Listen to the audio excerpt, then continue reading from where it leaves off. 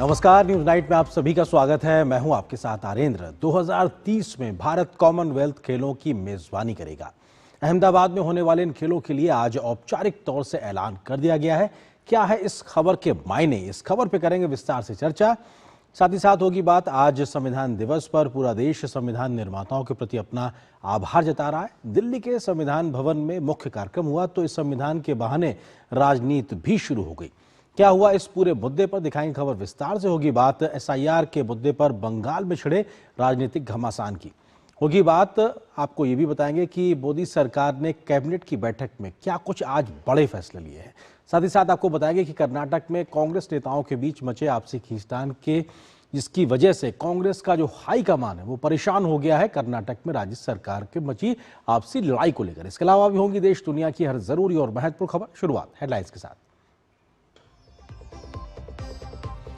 भारत को मिली 2030 के कॉमनवेल्थ खेलों की मेजबानी। ग्लासगो में राष्ट्रमंडल खेल महासभा में लगी अहमदाबाद के नाम पर औपचारिक मोहर। दूसरी बार मेजबानी करेगा भारत।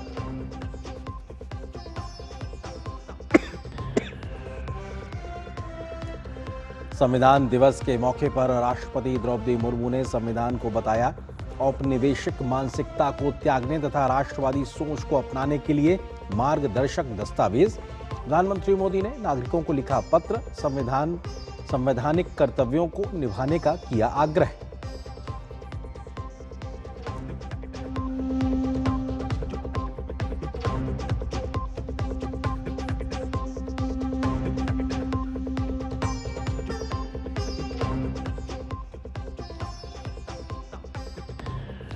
कैबिनेट की बैठक में 4 बड़े फैसले। रेयर अर्थ परमानेंट मैग्नेट की मैन्युफैक्चरिंग को बढ़ावा देने की योजना को मंजूरी। पुणे मेट्रो रेल प्रोजेक्ट के फेज 2 और रेलवे परियोजनाओं पर भी कैबिनेट की हरी झंडी।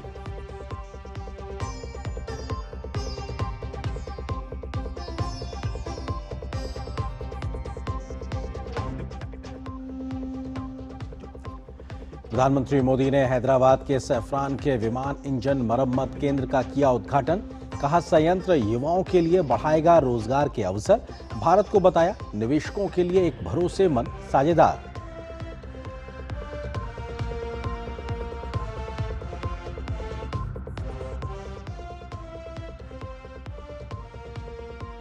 एसआईआर के मामले में बीजेपी ने चुनाव आयोग से की ममता सरकार की शिकायत।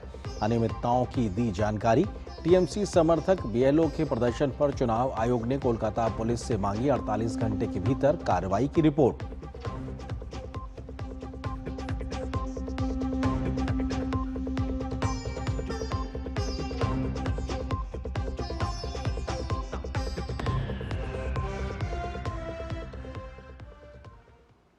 और आज की एक बड़ी खबर से करते हैं न्यूज नाइट की शुरुआत, क्योंकि जो खेल के मोर्चे से आई है, खेल के मोर्चे पर भारत के लिए आज बहुत बड़ी खबर सामने आई है। 20 साल के बाद भारत फिर से 2030 में कॉमनवेल्थ खेलों की मेजबानी करने वाला है। ग्लासगो में हुई कॉमनवेल्थ स्पोर्ट्स जनरल असेंबली की बैठक में भारत की मेजबानी का फैसला लिया गया। पिछली बार 2010 में भारत ने इन खेलों की मेजबानी की थी और इस बार 20 साल के बाद 2010 के बाद 20 साल के बाद 2030 के लिए मिली कॉमनवेल्थ खेलों की मेजबानी अहमदाबाद शहर करता नजर आएगा। वैश्विक खेल मंच पर भारत की बड़ी सफलता। भारत को मिली 2030 राष्ट्रमंडल खेलों की मेजबानी। कॉमनवेल्थ गेम्स आम सभा ने दी औपचारिक मंजूरी। कॉमनवेल्थ स्पोर्ट्स बोर्ड ने तो पहले ही भारत के पक्ष में सिफारिश कर दी थी और अब जनरल असेंबली में इसे अंतिम रूप दे दिया गया। बुधवार को भारत के हक में निर्णय लिया गया। 2010 के बाद से ये देश के लिए दूसरा मौका होगा जब राष्ट्र इन खेलों की मेजबानी करेगा। मेजबान के तौर पर अहमदाबाद के नाम पर मोहर लग गई। भारत के सामने 2030 मेजबानी अधिकारों के लिए नाइजीरिया के अबुजा शहर की चुनौती थी, लेकिन अहमदाबाद ने बाजी मारने में कामयाबी हासिल की। केंद्रीय खेल मंत्री मनसुख मांडविया के मुताबिक ये आयोजन भारत की विश्व स्तरीय खेल क्षमताओं को प्रदर्शित करेगा। ऐसी बड़ी स्कीम, ऐसी बड़ी स्पोर्ट्स हमारे देश के युवा एथलीट को अपॉर्चुनिटी देती है। देश का स्पोर्ट्स परफॉर्मेंस दिखता है। नेशनल और अंतर्राष्ट्रीय क्षेत्र में भारत की उभरती हुई स्पोर्ट्स ताकत का 2030 में हम सब लोग प्रत्यक्ष देख भी पाएंगे।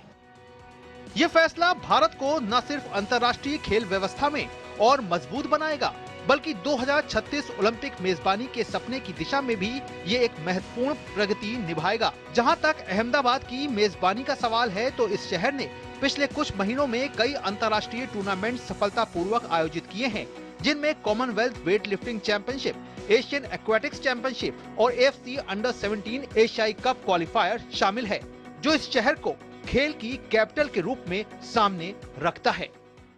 दरअसल ये जीत उस सोच की है जो खेल को सिर्फ खिलाड़ियों तक ही सीमित नहीं रखती, बल्कि देश को एक सशक्त राष्ट्र के रूप में भी तैयार करती है और 2047 विकसित भारत की परिकल्पना पर भी खरा उतारती है। कैमरामैन राजेंद्र जोशी के साथ मैं गौरव कुमार, DD न्यूज, दिल्ली। तो इस खबर के आने के बाद से लगातार इस बात को कहा जा रहा है कि भारत ने इतिहास रच दिया है। कॉमनवेल्थ गेम्स की 100वीं वर्षगांठ का भव्य आयोजन अब भारत में होने वाला है।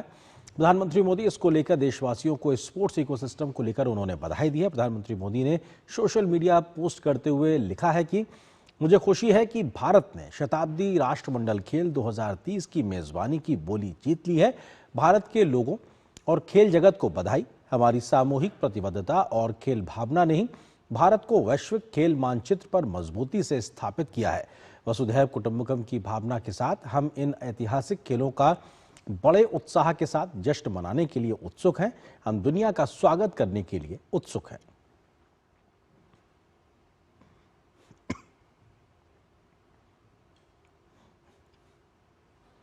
तो प्रधानमंत्री ने 2030 राष्ट्रमंडल खेलों को लेकर भारत को जो मेजबानी मिली है उसको लेकर अपनी बात सामने रखी है।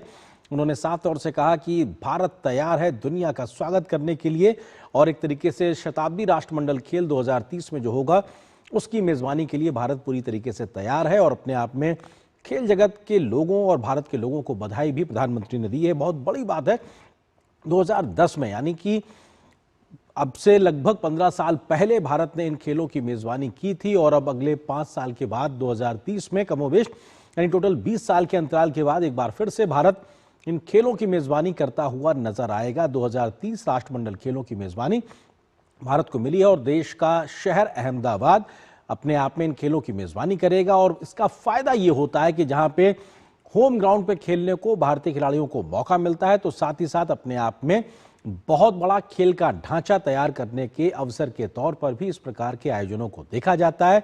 और भारत ने इस मेजबानी को जीता है 2030 के लिए, क्योंकि हम 2036 के ओलंपिक के लिए भी लगातार मेजबानी कर रहे हैं और इन 2030 के राष्ट्रमंडल खेलों की मेजबानी सफलतापूर्वक करने से हमारी दावेदारी ओलंपिक्स के लिए भी मेजबानी करने के लिए भी मजबूत होती है। तो ऐसे में बड़ी खबर भारत के लिहाज से तब जबकि हमें 2030 की मेजबानी की जो औपचारिक घोषणा है वो कर दी गई है और अहमदाबाद शहर 2030 के राष्ट्रमंडल खेलों की मेजबानी करता हुआ नजर आएगा। इस बात का ऐलान आज ग्लासगो में किया गया है, जहां पर उन कॉमनवेल्थ कंट्री की जो जनरल असेंबली की बैठक थी वहां पर इस बात का फैसला लिया गया है। तो भारत के लिहाज से एक बड़ी खबर और निश्चित तौर से हर भारतीय वासियों के लिए भी एक गर्व का पल जब हमें मेजबानी का मौका मिला है और अपने आप में बड़ी खबर। हमारे सहयोगी संवाददाता गौरव हमारे साथ इस खबर पर जुड़ गए हैं। गौरव लगातार खेल की खबरों को कवर करते हैं। गौरव, बहुत बड़ा ऐतिहासिक लम्हा कह सकते हैं 2030 के लिए, अब यहां से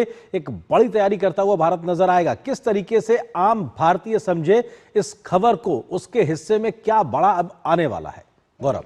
बिल्कुल आरेंद्र, अगर बात की जाए आज के इस फैसले को, तो ये फैसला जो है वो सिर्फ आज के परिवेश में नहीं देखा जाएगा, बल्कि ये जिस तरह से पिछले कुछ समय के दरमियान देश में खेल की पृष्ठभूमि को जिस तरह से तैयार किया गया, जिस तरह से खिलाड़ियों का विकास किया गया, जिस तरह से स्पोर्ट्स इंफ्रास्ट्रक्चर का विकास किया गया, ये उसकी जीत है। ये उस सोच की जीत है जो देश को कहीं ना कहीं एक आगे बढ़ने की, खेल में एक आगे बढ़ने की एक क्षमता को प्रदर्शित करती है। ये फैसला जो है वो उसकी जीत है। और सबसे बड़ी बात क्या है कि इस फैसले पर वैसे तो कॉमनवेल्थ स्पोर्ट्स बोर्ड जो है उसने पहले ही सिफारिश कर दी थी, आज सिर्फ मंजूरी मिलनी थी और इसमें हालांकि इतना आसान भी नहीं था, क्योंकि नाइजीरिया नाइजीरिया का जो अबुजा शहर है वो एक बड़ी चुनौती के रूप में सामने था, लेकिन फिर भी जिस तरह से अहमदाबाद ने पिछले कुछ समय के दरमियान, कहना चाहिए, वहां पे जिस तरह का स्पोर्ट्स इंफ्रास्ट्रक्चर खड़ा हुआ है, जिस तरह से वहां पे जो खेल की जो प्रतियोगिताएं हैं वो लगातार अंतर्राष्ट्रीय स्तर की खेल प्रतियोगिताएं आयोजित हो रही हैं, तो इन सब का जो रिफ्लेक्शन है वो कहीं ना कहीं रिफ्लेक्ट करता है कॉमनवेल्थ गेम्स फेडरेशन को, क्योंकि इसकी पूरी अगर प्रक्रिया को आप समझे तो ये सिर्फ ऐसा नहीं है कि आप वहां पे गए, आपने अपना प्रेजेंटेशन दिया और उन्होंने स्वीकार कर लिया। कॉमनवेल्थ गेम्स फेडरेशन जो होता है, उनकी जो टीम होती है वो पहले से उस शहर को जाती है, उस देश को देखती है और उस शहर में जाती है और वहां पर देखने की, टटोलने की कोशिश करती है कि क्या इस शहर में मादा है इस इतनी बड़ी प्रतियोगिता के आयोजन का। तो जब हमने 2010 में दिल्ली में ये गेम्स आयोजित हुए थे तब इसमें 71 देशों ने हिस्सा लिया था, लेकिन इस बार इसकी संख्या जो है वो बढ़कर है। तो जाहिर तौर पर जब बड़ी संख्या में एथलीट जो हैं वो देश विदेश से आप अहमदाबाद में पहुंचेंगे तो उन्हें बेहतर स्पोर्ट्स इंफ्रास्ट्रक्चर भी चाहिए होगा, उन्हें बेहतर ट्रांसपोर्टेशन भी चाहिए होगा, उन्हें बेहतर अकोमोडेशन भी चाहिए होगा। तो उन सब की संरचना को देखते हुए ये जीत जो है वो बहुत बड़ी दिखाती है। और जहां तक आपने बात किया कि देशवासियों को क्या मिलेगा, सबसे बड़ी बात यह है कि यहां की जो खिलाड़ी हैं, जो खेल रहे हैं, जो वर्तमान में हैं, उनको एक बेहतर मंच मिलेगा, उनको एक बेहतर तैयारी करने का अवसर मिलेगा, साथ ही साथ उन्हें ज्यादा से ज्यादा एक्सपोजर मिलेगा। इसके अलावा इन खिलाड़ियों को जब लोग देखते हुए, खेलते हुए, जो अन्य युवा हैं जब खेलते हुए उन्हें देखेंगे, हर खेल को बारीकी से जानेंगे, समझेंगे, तो उन्हें उस खेल की समझ भी आएगी और खेल में आगे वो किस तरह से एक्सेल हो सकते हैं, किस तरह से आगे अपना भविष्य देख सकते हैं, उसका ज्ञान जो है वो देखने को मिलेगा। तीसरा सबसे बड़ी बात क्या है कि आर्थिक तौर पे आपके देश को एक मजबूती मिलेगी, क्योंकि हमने देखा था कि जिस तरह से 2010 में विदेशों से सैलानी आए थे, कॉमनवेल्थ गेम्स जो थे वो दिल्ली में आयोजित हुए थे, लेकिन जो बाहर से लोग आए थे या जो देश विदेश से आए थे वो केवल दिल्ली तक ही सीमित नहीं थे, बल्कि उन्होंने देश के विभिन्न क्षेत्रों का जो है भ्रमण किया था, ऐतिहासिक स्थलों तक गए थे, तो तमाम जगहों पे वो जाते हैं। तो इससे आपका कहीं ना कहीं एक पर्यटन जो है उसको बढ़ावा मिलता है, और जब पर्यटन को बढ़ावा मिलता है तो उससे आपकी राजस्व की जो बढ़ोतरी है और जो मजबूती है वो भी निकल करके सामने आती है। जी बिल्कुल बिल्कुल गौरव, बहुत महत्वपूर्ण तरीके से आपने विस्तार से बातों को समझाया। लेकिन अगर हम खेल के ढांचे को तैयार करने की हमारी तैयारियों की मौजूदा स्थिति और यहां से 2030 के कॉमनवेल्थ खेलों को मेजबानी करने के लिए जरूरी जो हमारी तैयारियां हैं उसके बीच का गैप और यहां से हम आगे कैसे बढ़ेंगे उस पर थोड़ा और रोशनी डालिए। देखिए, सबसे बड़ी बात क्या है कि आप ये आयोजन कहाँ कराने जा रहे हैं। आप अहमदाबाद में आयोजित कराने जा रहे हैं, तो अहमदाबाद जो है वो ऑलरेडी एक स्पोर्ट्स इंफ्रास्ट्रक्चर के लिहाज से बहुत मजबूती के साथ सामने खड़ा है, और वहाँ पे सरदार पटेल स्पोर्ट्स कॉम्प्लेक्स जो है वो अपने आप में एक पूरी अनुभूति आपको जो देगा, वो एक खेल एटमॉस्फेयर जो है वो किस तरह से यहाँ पे मजबूत हो, उसकी एक पूरी की पूरी कोशिश जो है वो सामने रखी जाएगी। यानी कि वहाँ पे एक खेल विलेज का जो है वो निर्माण होगा, जिसमें 3000 से ज्यादा एथलीटों की रहने की व्यवस्था होगी। यानी कि सबसे बड़ी शिकायत क्या होती है, किसी भी आप जब अंतर्राष्ट्रीय स्तर पे जाते हैं या खिलाड़ियों से बात करते हैं तो सबसे ज्यादा जरूरी पहलू क्या होता है, एथलीट चाहता है कि वो जहां पर रहे उसके पास ही में उसको प्रैक्टिस का ग्राउंड मिले, उसके पास ही उसको खाने पीने की उसकी व्यवस्था हो, उसके रहने की व्यवस्था हो, ताकि उसको जो है वो ज्यादा से ज्यादा समय जो है वो अपनी प्रैक्टिस को दे सके, अपने खेल पे फोकस कर सके, साथ ही साथ वो कुछ समय ऐसा व्यतीत कर सके जहां उसे उसके मानसिक जो शांति है वो मिल सके। तो इस सब की जो व्यवस्था है उसकी पूरी जो कोशिश है वो जो है अहमदाबाद में तरीके से आगे बढ़ती नजर आई। गौरव, मैं आपको रोकना चाहूंगा, हमारे साथ में खास मेहमान दीपा मलिक जी भी जुड़ गई हैं, पद्मश्री और खेल रत्न अवार्डी हैं और जाना माना चेहरा खेल को लेकर आपको कौन नहीं जानता। बहुत शुक्रिया दीपा जी वक्त निकालने के लिए। बहुत बड़ी खबर, हम सबके चेहरे पे खुशी है और वो खुशी हमें आपके चेहरे पे कुछ ज्यादा नजर आ रही है खिलाड़ी होने के नाते। कैसे इसको एक आगे बढ़ाया जाए इस बात को कि आखिर कैसे बड़ा एक मौका भारत के लिए खेल के मंच पे आने वाला है 2030 का कॉमनवेल्थ गेम्स।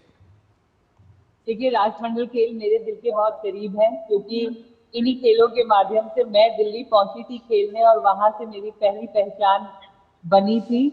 और एक दिव्यांग खिलाड़ी होने के नाते कॉमनवेल्थ का जो एक फॉर्मेट है वो फॉर्मेट एक इंक्लूसिव फॉर्मेट है, जिसमें दिव्यांग खिलाड़ी और रेगुलर खिलाड़ी एक साथ एक ही प्रांगण में खेलते हैं। ओलंपिक में और एशियन गेम्स में हमें 3 हफ्ते बाद ले जाया जाता है। जब ओलंपिक समाप्त हो जाते हैं फिर अब पैरालंपिक शुरू होते हैं।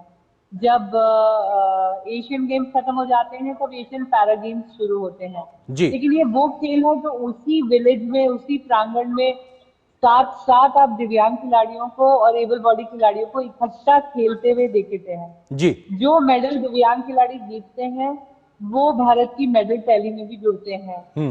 तो ये जो इंक्लूसिव स्पोर्ट्स फॉर्मेट है, जब पहली बार 2010 में आया था तो थोड़ी बहुत प्रगति हमें मिली थी पैरा खेलों में, जिसको आदरणीय नरेंद्र मोदी जी के विजन ने और पिछले 10 साल की इंक्लूसिव स्पोर्ट्स नीतियों ने आगे बढ़ाया है। एक दिव्यांग खिलाड़ी और एडमिनिस्ट्रेटर होने के नाते मेरे को बहुत खुशी है कि एक बार पुनः ये खेल एक ऐसे माहौल में अब भारत लौट रहे हैं जब हमारे भारत में ऑलरेडी हम फोकस एक स्पोर्टिंग नेशन बनने की ओर कर रहे हैं। जी दीपा जी, जल्दी से इस बात को समझना चाहेंगे आपसे कि एक स्पोर्टिंग नेशन बनने की दिशा में हम तेजी से आगे बढ़ रहे हैं।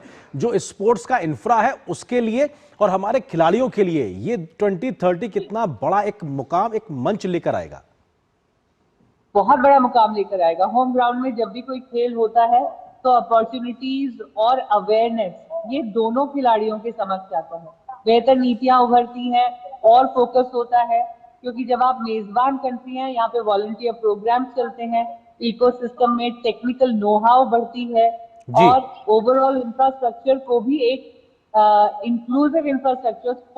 मैं हर बात को देखती हूँ तो मैं एक दिव्यांग माध्यम से देखती हूँ, तो मेरे को लगता है कि जब ऐसे इंफ्रास्ट्रक्चर अब इन खेलों के लिए बनेंगे या इनकी चर्चा होगी तो हर जगह एक संयुक्त इंफ्रास्ट्रक्चर, एक्सेसिबल इंडिया की भी एक पहचान होगी। और ये मेरे लिए एक बहुत खुशी का पल रहेगा। बिल्कुल, और शायद अगर प्रधानमंत्री के शब्दों में कहें, हम सबकी सामूहिक जीत के तौर पे है इस प्रकार की मेजबानी को हासिल करना। बहुत शुक्रिया दीपा जी, हमारे साथ वक्त निकाल के बात करने के लिए शुक्रिया आपका। और यहाँ पर एक छोटे से ब्रेक के लिए रुकते हैं। ब्रेक उस पार जब वापस आएंगे कुछ और महत्वपूर्ण खबरों से आपको रूबरू कराएंगे। ओ हरि भैया, अरे वाह, खेतों में कौन सी फसल लगाए हो? 12 महीने कमा कर दे ऐसी फसल। क्या? मैंने नया व्यवसाय शुरू किया है। उसके लिए पैसे? इसमें किसी निवेश की जरूरत ही नहीं। अच्छा मुखिया जी। अरे मुखिया जी नमस्ते। अरे हरी, कब आ रहे हो? आप बस चलिए, मैं पहुंचता हूँ। अब मैं LIC एजेंट हूँ।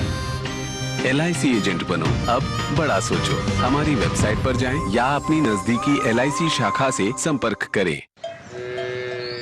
वाह, गाय तुम्हारी माता है ना? तो पशुहार के नाम पर जहर क्यों खिलाता है?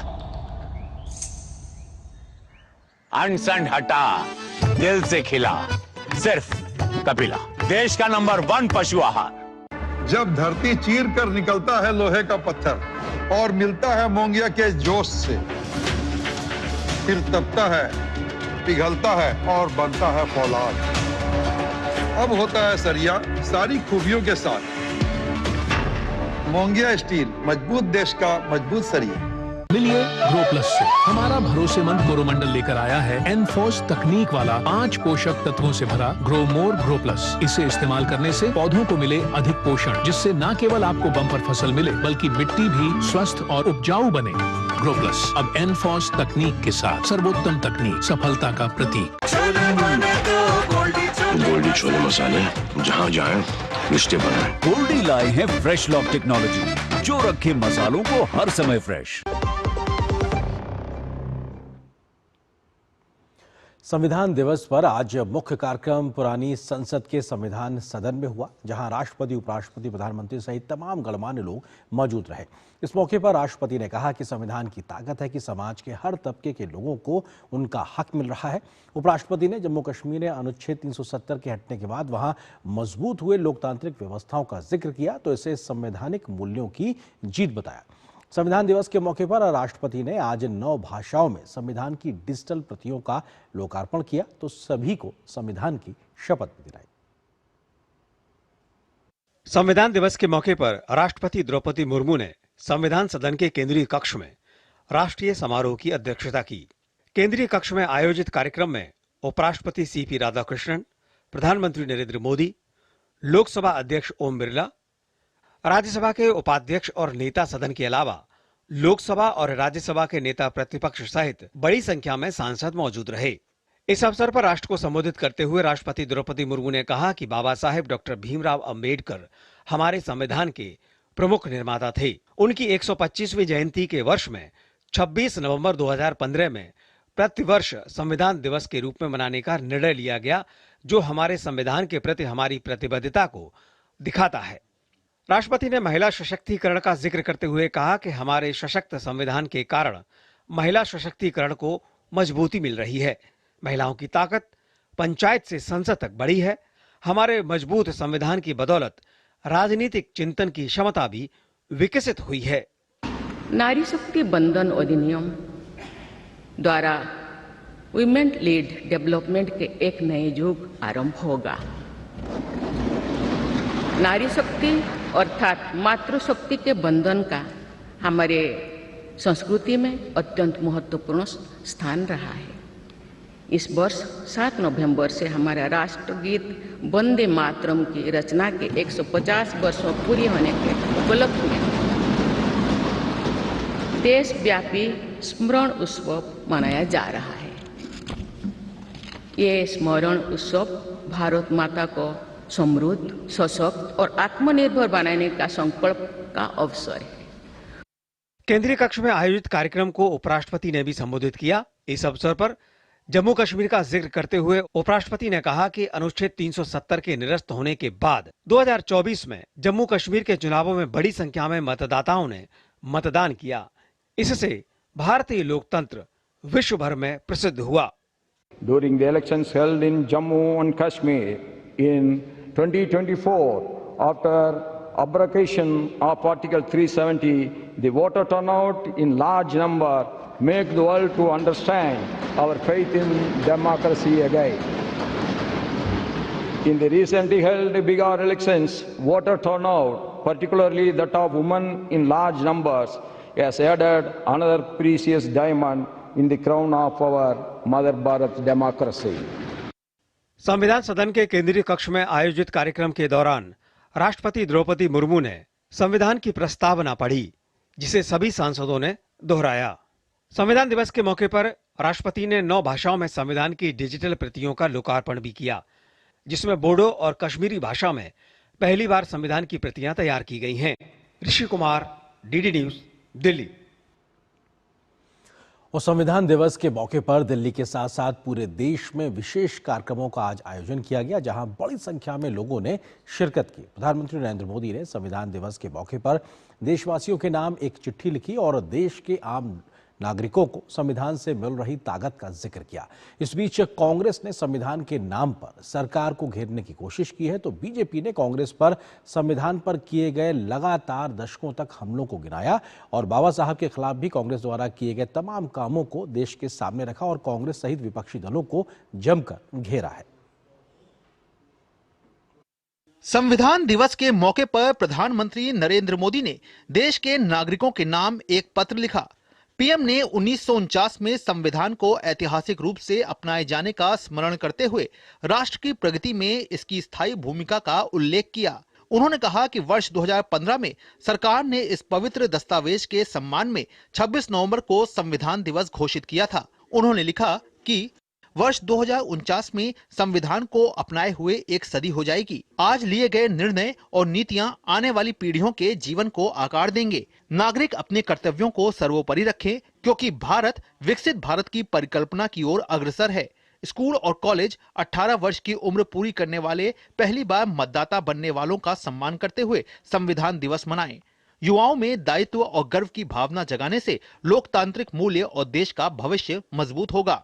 प्रधानमंत्री की चिट्ठी पर राज्यसभा के उपसभापति हरिवंश नारायण सिंह ने कहा कि संविधान ही एक आम भारतीय को ताकतवर बनाता है, तो देश की संवैधानिक संस्थाओं पर सवाल उठाने वालों को आत्म मंथन करने की जरूरत है। आदरणीय प्रधानमंत्री जी का यह पत्र हमारे संविधान की ताकत, उसका मर्म, उसका सत्व बताने का सबसे प्रामाणिक दस्तावेज है, जीवंत उदाहरण।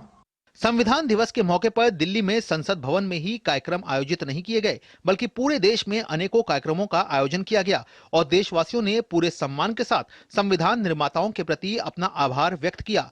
विभिन्न प्रदेशों की राजधानियों में हुए विशेष कार्यक्रमों में मुख्यमंत्रियों ने शिरकत की और संविधान के प्रति निष्ठा व्यक्त की।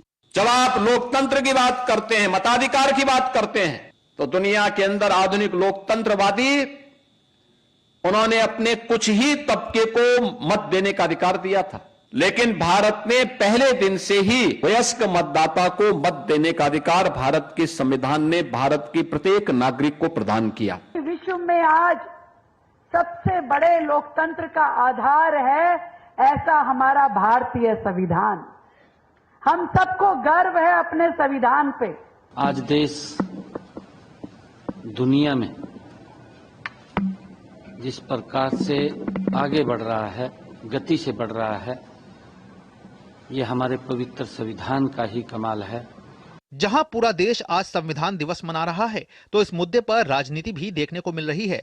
विपक्षी दलों ने संविधान के बहाने केंद्र सरकार पर हमला बोला है और संविधान की भावना के विरुद्ध काम करने की बात कही है। तो विपक्षी दलों के आरोपों पर भाजपा ने जोरदार हमला बोला है और कहा है कि संविधान की भावना से दशकों तक खिलवाड़ करने वाली कांग्रेस पार्टी झूठ फैला रही है और संविधान के नाम पर भ्रम फैलाकर देशवासियों को गुमराह कर रही है।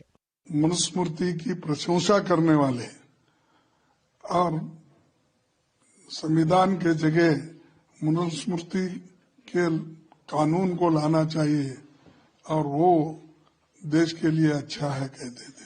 जो लोग परिवार तंत्र को संविधान तंत्र के ऊपर रखते हैं, जिनके राजनीतिक डीएनए में इमरजेंसी लगाकर संविधान को कुचलना लिखा है, जिन लोगों ने आंबेडकर जी को 2 बार चुनाव में हराया, जो लोग आज भी आंबेडकर जी के विचारों के खिलाफ जाकर मुस्लिम आरक्षण की बात करते हैं, जो लोग वोट बैंक नीति को संविधान नीति के ऊपर रखते हुए वक्फ के कानून को, सीए के कानून को फाड़कर फेंकने की बात करते हैं, जो सुप्रीम कोर्ट की नहीं मानते, वो लोग आज संविधान रक्षक बनने का ढोंग कर रहे हैं। संविधान के नाम पर छिड़ी राजनीतिक बयानबाजी के बाद विपक्षी दल खासकर कांग्रेस पार्टी अपने ट्रैक रिकॉर्ड के चलते घिरती नजर आ रही है। Bureau report, DD news. तो संविधान के नाम पर किस प्रकार से सियासत हो रही है, इस बड़ी खबर पे हम करेंगे चर्चा, लेकिन उससे पहले एक छोटे से ब्रेक के लिए रुकते हैं। 2047 में कैसा होगा विकसित भारत का विकसित उत्तर प्रदेश? क्या आप चाहते हैं कि कृषि क्षेत्र में नवाचार और पशुधन की समृद्धि से बढ़े अन्नदाता की आमदनी, गांव-गांव तक पहुंचे चौड़ी सड़कें, हवाई यात्रा के लिए किसान की जेब में हो पैसे, विश्व स्तरीय शिक्षा और वर्ल्ड क्लास इलाज, बढ़े उद्योग, रोजगार, नौकरी और अपना व्यापार, रिन्यूएबल और ग्रीन एनर्जी हो यूपी में फुल, ताकि कभी न हो बत्ती गुल, डीप टेक, एआई और इलेक्ट्रॉनिक संसाधनों का बिछे जाल, सांस्कृतिक धरोहर का पुनर्जागरण और गौरव काल। क्या आप चाहते हैं ऐसा उत्तर प्रदेश? अगर हाँ, तो उठाइए मोबाइल, क्यूआर कोड को स्कैन करें और पोर्टल samarthuttarpradesh.up.gov.in पर लिखकर या बोलकर दर्ज कराएं सुझाव। आपके सुझाव से बनेगा विकसित यूपी का रोड मैप और मूल्यवान सुझाव देने वाले किए जाएंगे सम्मानित, क्योंकि आपकी राय विकसित यूपी बनाए।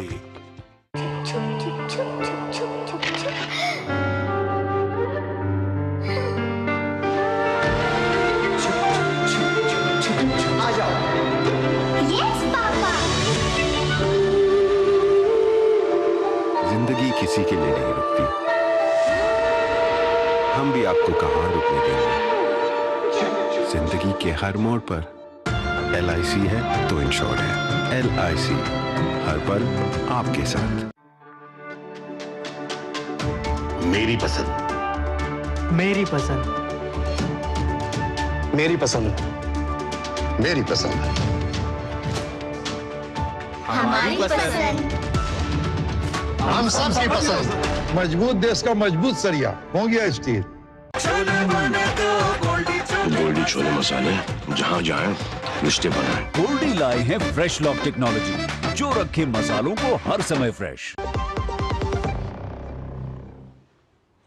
और ब्रेक के बाद हम चर्चा करेंगे संविधान के नाम पर हो रही सियासत को लेकर। इससे जुड़ा है आज का हमारा विशेष, संविधान का नाम, राजनीति बेलगाम। इस खबर पर बात करने के लिए खास मेहमानों का पैनल मेरे साथ मौजूद है। उनका परिचय आपसे कराते हैं। अनिरुद्ध प्रताप सिंह, प्रवक्ता है भारतीय जनता पार्टी के। इसके अलावा निखिल जैन, कांग्रेस समर्थक, राजनीतिक विश्लेषक है। वरिष्ठ पत्रकार शेखर अय्यर जी, आप तीनों को बहुत बहुत स्वागत है। अनिरुद्ध जी, सवाल ये कि भले ही आप संविधान दिवस मनाकर संविधान के प्रति, संविधान निर्माताओं के प्रति आप अपना कृतज्ञता प्रकट कर रहे हैं, लेकिन कांग्रेस ये सीधे तौर पे कह रही है कि साहब आप सबसे ज्यादा जिम्मेदार हैं संविधान को, देश के संविधान को कमजोर करने के लिए। अनिरुद्ध जी। हरेंद्र जी नमस्कार। आज इतना शुभ दिन है, संविधान दिवस है, पूरा देश सेलिब्रेट कर रहा। मैंने सोचा था कांग्रेस का नाम नहीं लिया जाएगा कभी, कि आज के डिबेट में यही सोचा था कि सुबह से कांग्रेस का, लेकिन कांग्रेस ऐसा कर देती कि लोग मजबूरी में कांग्रेस का नाम लेना पड़ जाता है। कांग्रेस की हरकतें जो पहले रही तो ठीक है, जो उन्होंने सो किया जो किया, लेकिन आज भी उनके अंदर जो एक अरिस्टोक्रेट की मानसिकता बनी हुई है कि जो देखिए जैसा देखिए, इनके चाहे खड़गे जी हो, राहुल गांधी जी हो, ये लोग वही चीजें बोलते आ रहे हैं कि संविधान को लेके, भाई संविधान के अंदर क्या था? अंत्योदय था। प्रधानमंत्री मोदी जी ने समझा कि डीबीटी के माध्यम से जो अंतिम पंक्ति में व्यक्ति खड़ा है उसको सुविधा दिया जाए। वाल्मीकि समाज का जम्मू कश्मीर के अंदर जो लोग रिजर्वेशन नहीं पाते थे उनको सामाजिक समरसता में संविधान नहीं बताया, ये मोदी जी ने बहुत अच्छे से समझा और बताया। कांग्रेस को इसको विरोध करना है।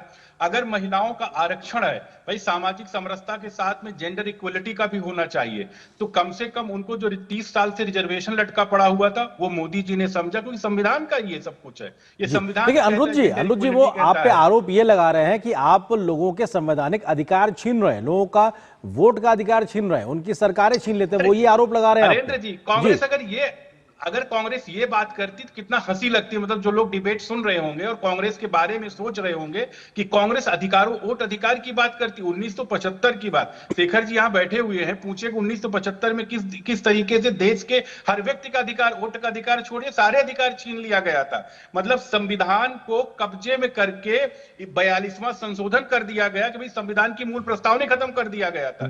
और देश के अंदर सबसे ताज्जुब बात है कि ये अधिकार की बात करते, नेहरू जी तो खुद तानाशाह थे, क्योंकि देश का जो पहला संविधान का संशोधन हुआ तब तो राज्यसभा गठन ही नहीं हुआ था। राज्यसभा गठन हुआ 52 में, संविधान संशोधन कर दिया 51 में। तो इनका तो अपने घर की खेती समझ रखा था इन्होंने, लेकिन जनता इनको धीरे धीरे धीरे धीरे इनको बता रही है और मोदी जी लोगों को समझा रहे हैं कि संविधान का अधिकार क्या है, संविधान करता है। निखिल जी सवाल ये है कि जब ठीक है निखिल जी, विपक्ष के लोग करते ही नहीं है जी। निखिल जी सवाल ये है कि जब कांग्रेस संविधान को लेकर कमजोर करने का लेकर आरोप लगाती है तो पूरा ट्रैक रिकॉर्ड कांग्रेस का खुद सामने आ जाता है और सवाल खुद ब खुद खड़े हो जाते हैं कि साहब कांग्रेस ने क्या किया है। आज आप लोग जो आरोप लगा रहे हैं, निखिल जी। अरिंदर जी, सबसे पहले तो आपके सारे दर्शकों के लिए जय संविधान। आज वो दिन है जब आज से तकरीबन 1949 में, काफी सालों पहले, संविधान सभा में संविधान प्रस्तावित हुआ, इफेक्ट में आया 26 जनवरी को। देखिए, कांग्रेस का सबसे बड़ा आरोप केवल ये नहीं है कि आज की भाजपा संविधान को खोखला कर रही है। कांग्रेस का आरोप एक ऐतिहासिक आरोप भी है कि किस तरीके से जो भाजपा के आइडियोलॉजिकल पेरेंट्स हैं, आरएसएस हुआ, जनसंघ हुआ, उन्होंने किस तरीके से हमेशा से संविधान का विरोध करा है। और ये कांग्रेस की कहने की जरूरत नहीं है। आपके दर्शक अगर इतिहास पढ़ेंगे तो देखेंगे कि गोलवलकर जो आरएसएस के प्रमुख होते थे, उन्होंने क्या कहा था कि उन्होंने संविधान का खंडन करा। उन्होंने कहा इसमें तो कुछ इंडियन है ही नहीं। आरएसएस की जो माउथपीस है, ऑर्गेनाइजर, जो आज भी उनकी मैगजीन चलती है, उसमें भी संविधान का खंडन करा गया। 1949 में बाबा साहेब अंबेडकर के पुतले जलाए गए आरएसएस के वर्कर्स के द्वारा, जब उन्होंने हिंदू कोड बिल लाके औरतों को समान अधिकार देने की कोशिश करी। जो 2005 में हिंदू सक्सेशन एक्ट में अमेंडमेंट आया कि औरतों को भी अपने पिता की प्रॉपर्टी में अधिकार होना चाहिए, अंबेडकर तो वो 1955 में लाना चाहते थे, लेकिन सबसे मुखर विरोध किसने करा? आरएसएस ने करा, जनसंघ ने करा। और यही जो सोच है, जो एक मनुवादी सोच है, क्योंकि उस टाइम आरएसएस के लोगों ने यह भी कहा था कि मनुस्मृति से चलना चाहिए, वही मनुस्मृति जो कहती है कि औरतों का स्थान तो मर्दों के कदमों में होता है, वही मनुस्मृति जो कहती है कि दलितों का स्थान तो अगड़ी जातियों के कदमों में होता है। उस तरीके की सोच से जब ये चलाना चाहते हैं, संविधान की सोच से जब ये हटते हैं, आज ऐसा निखिल जी, आज ऐसा क्या कर रही है मोदी सरकार जिसकी वजह से संविधान कमजोर हो गया है? आप लोग आरोप लगाते हैं। बिल्कुल, मैं बता देता हूं मोदी सरकार आज की तारीख में क्या कर रही है। जिस तरीके से फेडरलिज्म पे प्रहार करा जा रहा है कि जो विपक्ष के द्वारा विपक्ष शासित राज्य हैं, उनको आप जीएसटी के ड्यूज नहीं देते हैं, उन पे आप सेंट्रल स्कीम्स का कटबैक करते हैं, लेकिन जो स्टेट के राज्य हैं, जो बीजेपी शासित स्टेट्स हैं, उसमें आप फाइनेंशियल डोज देते हैं, उस पर आप कोई क्रेडिट लिमिट नहीं लगाते। और उसी के साथ संवैधानिक संस्थाएं जो आज बीजेपी के कदमों पे चल रही हैं, ज्ञानेश कुमार जी चुनाव आयोग के, जब दिल्ली में आम आदमी पार्टी की सरकार ने 1000 रुपए महिलाओं को देने की कोशिश करी तो उनकी स्कीम रोक दी गई, लेकिन जब नीतीश कुमार ने बिहार में 10,000 देने की कोशिश करी तो उनको आराम से देने दिया गया। इनफैक्ट कई तो आरोप तो ये भी लग रहे हैं कि वर्ल्ड बैंक से करोड़ रुपए। शेखर जी, ठीक है, ओके, जल्दी से अनुरोध जी, मुझे शेखर जी के पास जाना। हाँ, पहली बात है कि अगर चुनाव आयोग की बात करते, 2009 में किसानों को इन्होंने कहा कर्ज माफी किया और चुनाव के दौरान उनके अकाउंट में पैसा ट्रांसफर किया गया, उनका कर्ज माफी किया गया, चुनाव के दौरान किया गया। उसके बाद राजस्थान के अंदर टैबलेट बांटा गया अशोक गहलोत के द्वारा। ये सब बातें कपोल कल्पना न करें। दूसरी चीज, अम्बेडकर जी की बातें करते हैं। अम्बेडकर जी को संविधान सभा में तो नेहरू जी चाहते नहीं थे, इसीलिए तो बॉम्बे से चुनाव हरवा दिया था। ठीक है, हम बहुत पीछे ना जाके, ठीक है अनुरोध जी, बहुत पीछे ना जाके, शेखर जी, निखिल जी मैं आ रहा हूं, निखिल जी एक सेकंड, निखिल जी, शेखर जी, सवाल ये है कि इधर के आरोप उधर के आरोप, लेकिन ज्यादा संविधान सम्मत है कौन? किसकी सोच, किसके काम और जमीन पे आज दिखाई पड़ रहा किसका नाम संविधान सम्मत ज्यादा दिखाई पड़ता है? शेखर जी देखिए, एक इतिहास जो है कांग्रेस की, जो इतिहास संविधान को लेकर हम कोई भूल नहीं सकते इमरजेंसी के दौरान क्या क्या हुआ था। आज राजनीतिक कारण से अभी भी निखिल जी भी दिखा रहे थे संविधान की किताब, पूरे 2024 के चुनाव संविधान के नाम पे, संविधान के उल्लंघन के नाम पे, संविधान को रक्षा करने के नाम पे इन्होंने मैंडेट ये किया था कांग्रेस ने।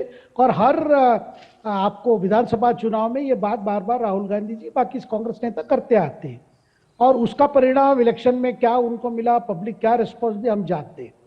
और दूसरी बात देखिए, लगातार ये पहली बात तो 2015 से पहले संविधान तो हम मना ही नहीं थे, ये मोदी सरकार ने ही तो आके शुरू किया संविधान को, उसका रिकॉग्नाइज करना, उसको याद करना, और उस जो संविधान की जो है उसमें जो आइडियल्स है, जो विचार है, देश को आगे ले जाने के लिए जो मार्गदर्शक है, उस पर 2015 के बाद ही तो हर साल हम मना रहे कॉन्स्टिट्यूशन डे, उससे पहले तो नहीं था ये।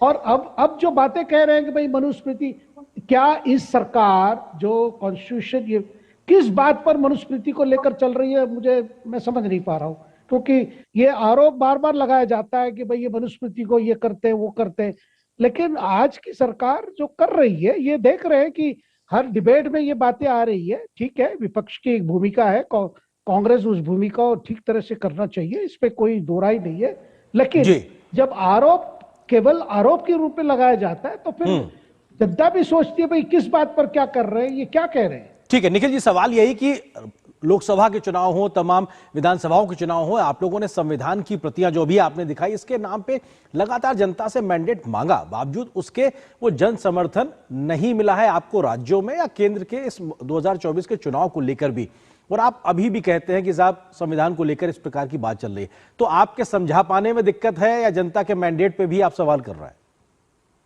नहीं, सबसे पहले अरेंद्र जी, सबसे पहले तो एक कॉन्स्टिट्यूशन डे की बात करी गई, मैं उसके बारे में कुछ कहना नहीं चाहता था, बट बात यह है कॉन्स्टिट्यूशन को हम सेलिब्रेट 1950 से कर रहे हैं रिपब्लिक डे करके, कर मोदी जी को क्योंकि कुछ और हर चीज बनानी होती है तो उन्होंने ये तारीख को लिया। अगर आप देखेंगे इन तारीखों को, 26 नवंबर 1949 में संविधान को संविधान सभा ने, संविधान की जो प्रति थी, जो दस्तावेज था, उसको एक्सेप्ट करा, वो लागू हुआ, इफेक्ट में आया 26 जनवरी 1950 को। 26 जनवरी 1950 को डोमिनियन ऑफ इंडिया से हम रिपब्लिक ऑफ इंडिया बने, इसीलिए हम उसे रिपब्लिक डे और गणतंत्र दिवस कह के 26 जनवरी को हर साल मनाते हैं।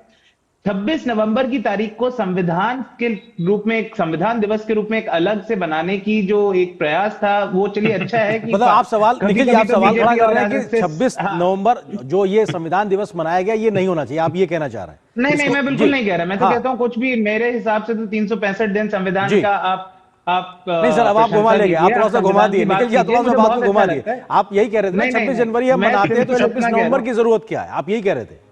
मैंने ये शब्द नहीं कहे, मैंने सिर्फ इतना कहा कि जब 26 संविधान के लागू होने के दिवस को हम ऑलरेडी गणतंत्र दिवस के नाम से मनाते हैं, तो संविधान के पारित होने के दिन को भी अगर हम बना रहे हैं तो बहुत अच्छी बात है। अब अगर किसी को लगता है कि ये बहुत जरूरी था और 65 साल से नहीं हुआ तो बड़ा गलत हुआ, तो शायद से अटल जी ने भी बहुत गलत करा, शायद से मोरारजी देसाई ने भी बहुत गलत करा, शायद से बीजेपी में और किसी ने भी ये डिमांड पहले नहीं करी थी तो वो भी सब बहुत गलती कर रहे थे, पर मेरा उस सबसे कोई द्वेष नहीं है।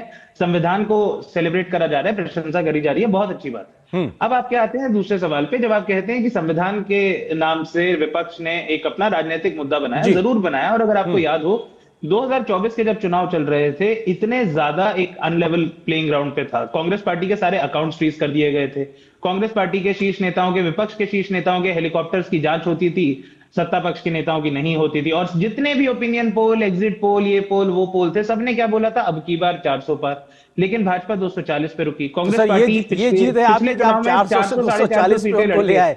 ये मैं आंकड़ों पे आ जाता हूँ, एक बार छोटा सा एक आंकड़ा दे देता हूँ। 2019 के चुनाव में मेरे ख्याल से कांग्रेस पार्टी 420-426 सीटों पे चुनाव लड़ी थी और 2024 में 360 पे लड़ी। बावजूद इसके कांग्रेस पार्टी का जो वोट सर केंद्र में तीसरी बार लगातार मोदी सरकार, एनडीए सरकार बैठी है सर, ये सच है निखिल जी। समस्या ये है, बात ये है, आप सीटों की बात कर रहे हैं, आंकड़ों की बात कर रहे हैं, स्ट्राइक रेट की बात कर रहे हैं, तमाम विधानसभाओं में भी ये तमाम चीजें प्रूफ हुई हैं। ठीक है अनिरुद्ध जी, सवाल वो ये कह रहे हैं कि साहब वो लगातार इस बात को देखते आ रहा है कि उनको आप अनप्लेइंग फील्ड एक तरीके से दे रहे हैं, समान आधार पे उनको लड़ने का मौका नहीं दे रहा, अन्यथा वो संविधान का उस आधार पर आपको राजनीतिक पटखनी दे देंगे। अनिरुद्ध जी देखिए, दर्शक जो सुन रहे होंगे कांग्रेस के प्रवक्ता की बात, वो सोच के हंस रहे होंगे कि 2024 में यही इंडिया अलायंस के आम आदमी पार्टी के साथ मिलके संविधान बचा रहे थे और 2025 के विधानसभा में एक दूसरे को गाली दे रहे, मतलब संविधान बच गया था। जाहिर सी बात है, इनकी जो कथनी और करनी में बड़ा डिफरेंस है कि ये कहते हैं कि एक लेवल प्लेइंग फील्ड नहीं मिला। भैया केपीएस गिल ऐसा कौन सा मुख्य चुनाव, मैं तो पहले ये जानता था केपीएस गिल के बारे में कि जब वो मंत्री बने तो मैंने लोगों से पूछा वो क्रिकेट खेलते थे, हॉकी खेलते थे, तो लोगों ने बताया नहीं नहीं वो चुनाव आयोग में कांग्रेस की तरफ से बल्लेबाजी करते थे, इसलिए चुनाव आयुक्त के पद से हटते ही उनको कैबिनेट मिनिस्टर बना दिया गया, रमा देवी को राज्यपाल बना दिया गया। और इनसे ये पूछिए कि पहले कितने चुनाव आयुक्त हुआ करते थे? अरे 3 चुनाव आयुक्त, 2 चुनाव आयुक्त एडिशनल तो बाद में बनने शुरू, पहले तो फोन पे बन जाया करते थे। और जिन टीएन सेशन के लेके बड़ी बड़ी बातें करते थे तो अडवाणी जी के खिलाफ चुनाव लड़ने के लिए बैठे हुए थे। वो तो राजीव गांधी, जब चंद्रशेखर जी ने अपॉइंट किया तो राजीव गांधी जी ने कहा, जाके वो पूछने लगे कि भाई चंद्रशेखर जी ने हमें अपॉइंट किया, उनकी उनकी बायोग्राफी में लिखा हुआ है। तो कहते हैं राजीव गांधी जी वो दाढ़ी वाला बड़ा परेशान हो जाएगा, मतलब खुन्नस वो निकाल रहे थे बाकी लोगों के साथ में टीएन सेशन साहब। तो अगर इनके साथ में हेलीकॉप्टर चेक हो रहा है, कुछ हो रहा, सारे लोगों का होता है, उसमें कौन सी बड़ी बात है? नहीं, लेकिन वो अनुज जी वो कह रहे हैं आपका नहीं हो रहा था, वो कह रहे हैं आपका नहीं हो रहा था 24 के चुनाव में, आप उनका करवा रहे थे, वो ये कह रहे हैं।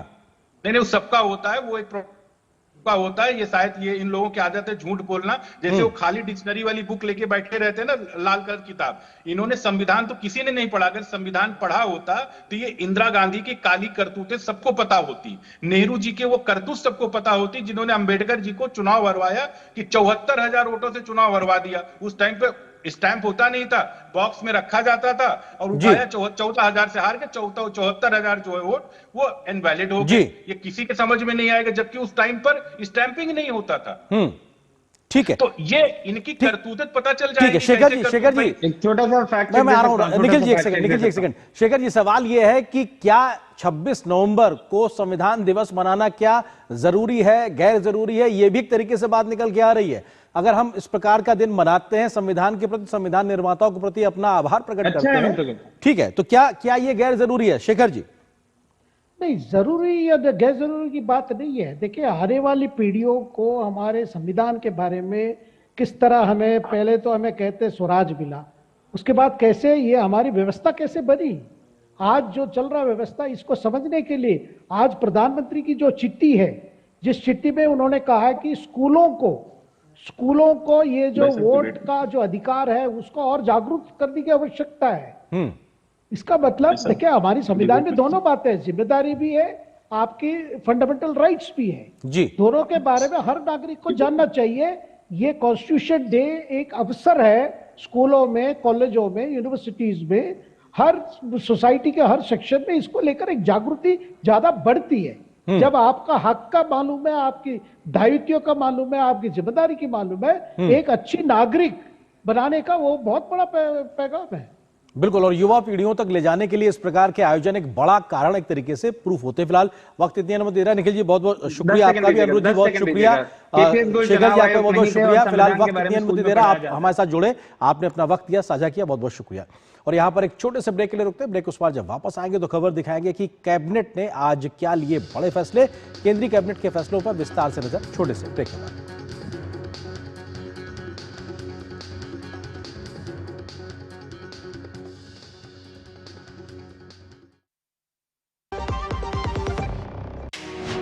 भारत की तरक्की की असली ताकत उसके श्रमिक, जिनकी मेहनत को मिल रही है पहचान, जिसके वो हमेशा से थे हकदार, क्योंकि मोदी सरकार की गारंटी है हर श्रमिक का सम्मान। श्रमेव जयते आज देश का मंत्र बन रहा है। सभी कामगारों को समय से न्यूनतम वेतन और युवाओं को नियुक्ति पत्र यानी नौकरी का भरोसा। महिलाओं को समान अवसर और समान वेतन, क्योंकि काम का मोल काबिलियत से होता है। फिक्स टर्म एम्प्लॉइज को सिर्फ 1 साल पर ग्रेच्युटी यानी मेहनत का हक बिना इंतजार। 40 वर्ष से अधिक की आयु के श्रमिकों को सालाना मुफ्त हेल्थ चेकअप और 40 करोड़ श्रमिकों को सामाजिक सुरक्षा की गारंटी। अब हर परिवार आश्वस्त। ये है लेबर रिफॉर्म्स। तो आइए मिलकर बनाएं श्रमिक सम्मान से आत्मनिर्भर भारत।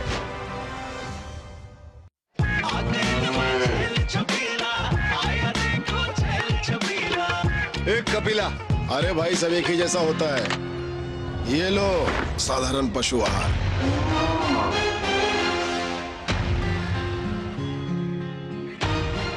इस देश की हर माँ, बच्चे, बूढ़े, जवान, खिलाड़ी, डॉक्टर, इंजीनियर, सबको गाय भैंस की दूध की शक्ति पर भरोसा है। पर जब इन पशुओं को कपिला पशु आहार मिलेगा, तभी तो दूध सिर्फ ज्यादा ही नहीं, शक्ति से भरपूर भी होगा। और ये सच जानते हुए चंद पैसों के लिए तुम देश का भरोसा तोड़ दो। कपिला पशु आहार, देश का नंबर 1 पशु आहार। कौन है जो जोड़े देश को?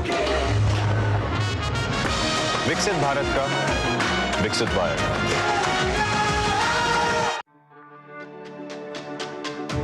मेरी पसंद, मेरी पसंद, मेरी पसंद, मेरी पसंद, हमारी पसंद, हम सबकी पसंद। मजबूत देश का मजबूत सरिया हो गया स्टील। गोल्डी छोले मसाले, जहाँ जाए रिश्ते बनाए। गोल्डी लाए हैं फ्रेश लॉक टेक्नोलॉजी, जो रखे मसालों को हर समय फ्रेश। असली हीरो का कंगन कैसे?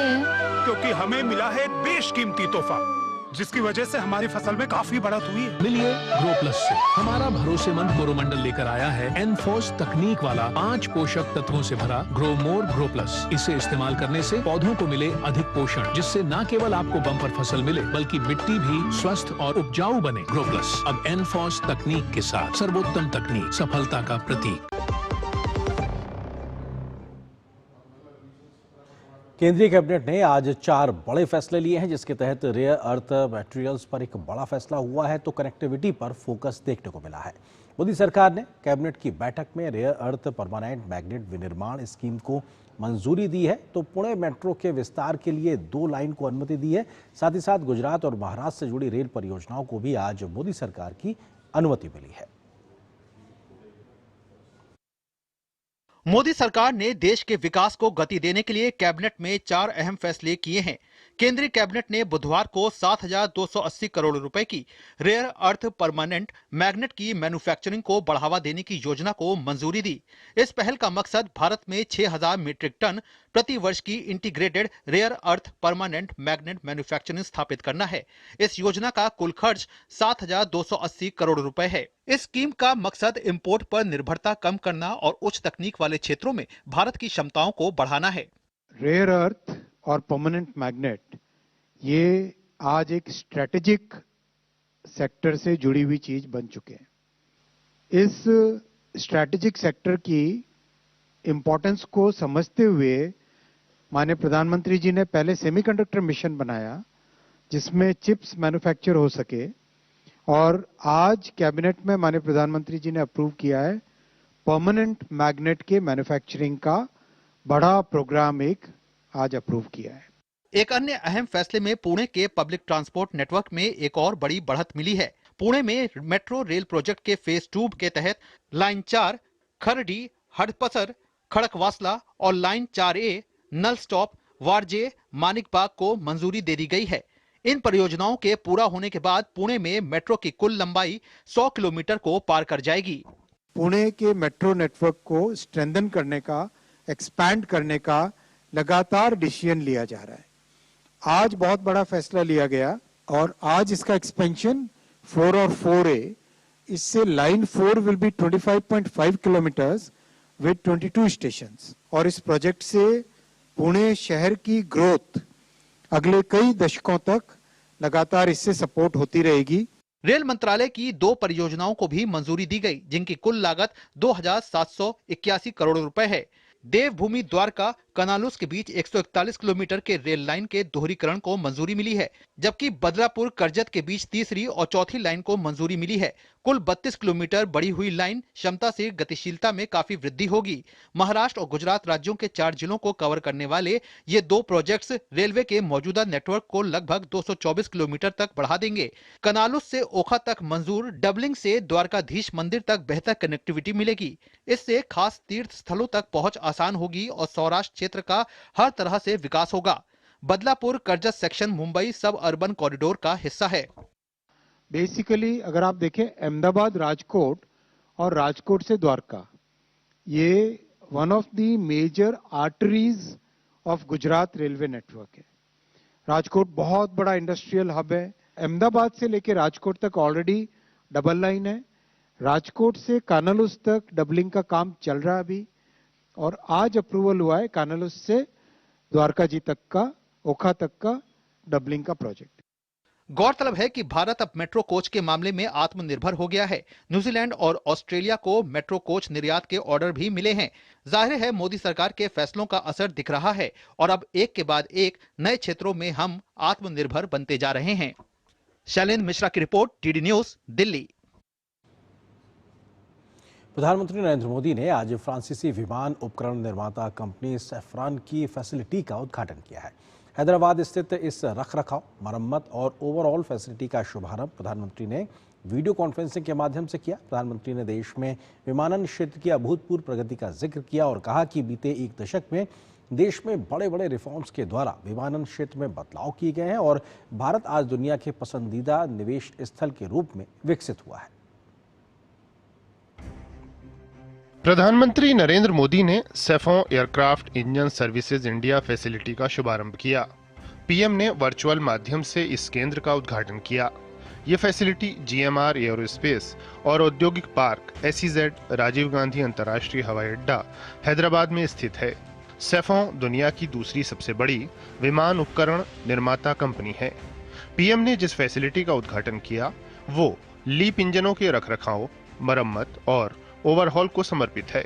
Leap engine Airbus A320 neo और बोइंग 737 मैक्स जैसे अत्याधुनिक विमानों में लगते हैं। भारत के एविएशन सेक्टर में तेज एक्सपेंशन के चलते maintenance, repair and overhaul MRO की सुविधाओं की जरूरतें भी बढ़ रही है। हमारा 85% एमआरओ का काम देश के बाहर होता रहा है।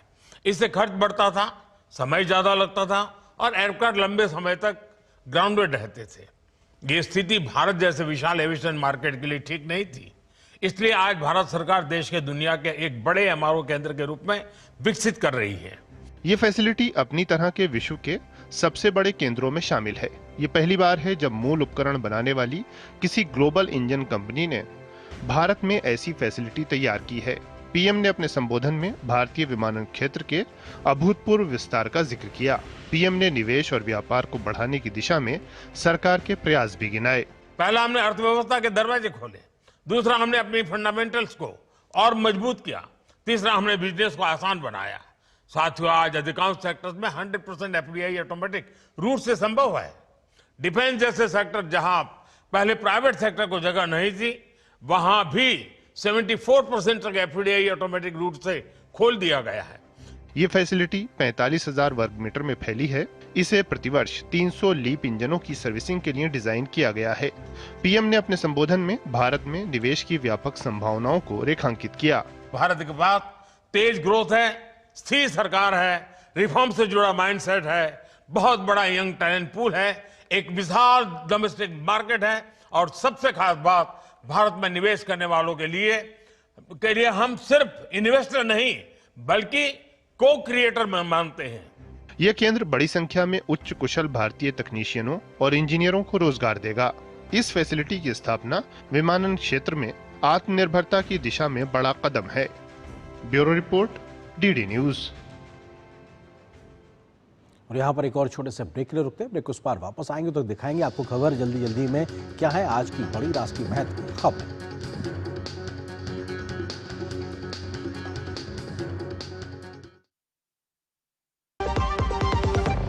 पता है लोग अक्सर मुझसे पूछते हैं कॉल सेंटर का स्टेडी जॉब क्यों छोड़ा? I wanted more out of life. बस मैंने अपना स्टार्टअप शुरू किया। जानना चाहोगे कैसे? Then start up your own business as an LIC agent. यहाँ सब कुछ है, great products, zero investment, leading organization and unlimited opportunities. तो क्या आप तैयार हैं? LIC एजेंट बनो, अब बड़ा सोचो। हमारी वेबसाइट पर जाएं या अपनी नजदीकी LIC शाखा से संपर्क करें। कौन है जो जोड़े देश को? विकसित भारत का विकसित भारत। दीदी नौकरी लग गई। अरे वाह, बधाई हो। तो अब तो ढेर सारी शॉपिंग। हाँ दी, नया मोबाइल। अरे रुको शहजादे, सैलरी से पहले खर्चे। इंस्टेंट लोन भी तो मिलता है। पहले बजट बनाना सीखो, फिर खर्च करो। पर दी, देखो कमाई का एक हिस्सा हमेशा बचाना चाहिए, लेकिन पार्टी देने से नहीं बचोगे तुम। हाँ दी, पार्टी मेरी, बजट तुम्हारा। अच्छा। RBI कहता है सही वित्तीय बर्ताव करे आपका बचाव। गोल्डी छोले मसाले, जहाँ जाए रिश्ते बनाए। गोल्डी लाए हैं फ्रेश लॉक टेक्नोलॉजी, जो रखे मसालों को हर समय फ्रेश। असली हीरो का कंगन कैसे? क्योंकि हमें मिला है बेशकीमती तोहफा, जिसकी वजह से हमारी फसल में काफी बढ़त हुई है। मिलिए ग्रो प्लस से। हमारा भरोसेमंद कोरोमंडल लेकर आया है एनफोर्स तकनीक वाला 5 पोषक तत्वों से भरा ग्रो मोर ग्रो प्लस। इसे इस्तेमाल करने से पौधों को मिले अधिक पोषण, जिससे न केवल आपको बम्पर फसल मिले बल्कि मिट्टी भी स्वस्थ और उपजाऊ बने। ग्रो प्लस अब एनफोर्स तकनीक के साथ, सर्वोत्तम तकनीक, सफलता का प्रतीक। और न्यूज नाइट कैंप में आपको छोड़ जाते कुछ और राष्ट्रीय महत्व की खबरों के साथ फटाफट अंदाज में आप देखिए इन खबरों को। मुझे दीजिए अनुमति। नमस्कार।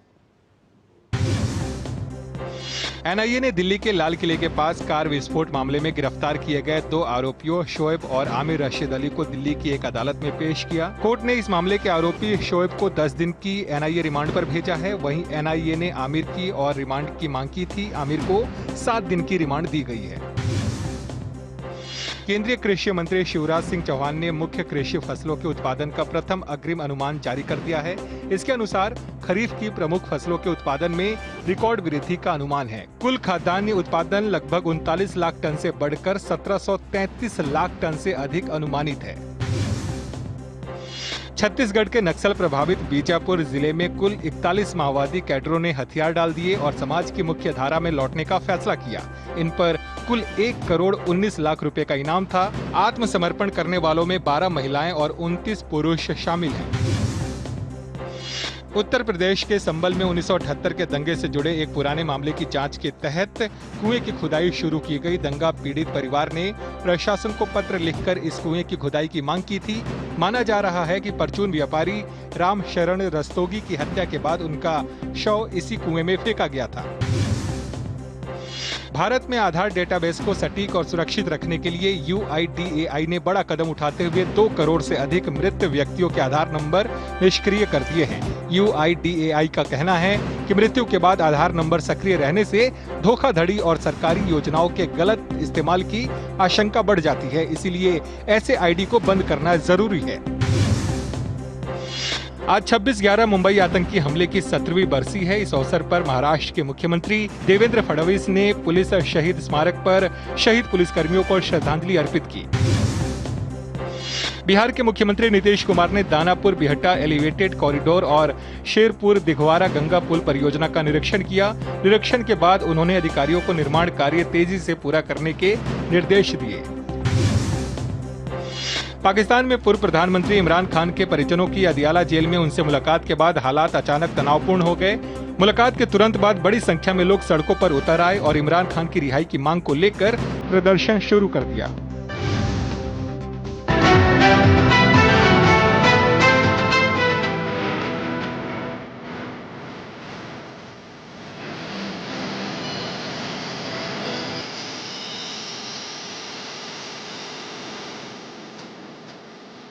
न्यूज नाइट के प्रायोजक